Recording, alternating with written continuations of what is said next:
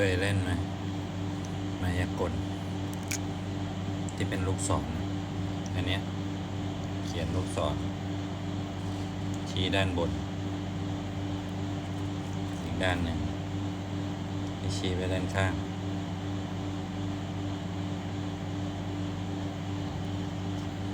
เสร็จแล้วเราก็จับแล้วก็หมุนมันจะกลับด้านกันนะลูกศรมันจะชี้กลับด้านกันแต่ถ้าจับอีกแบบหนึ่ง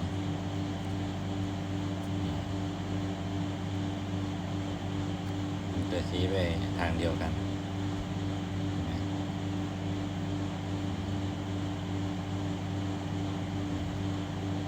ชี้ลงชี้ล่าง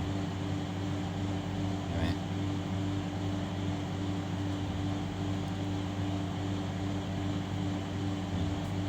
มีชี้ขึ้นนะอันนี้ก็ชี้ขึ้นเอาแล้ว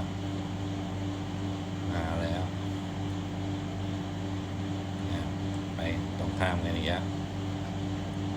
ไปตรงข้ามกันอีกแล้วนี่ยังไงขึ้นแล้วขึ้นเหมือนกันลองเล่นกันดูนะ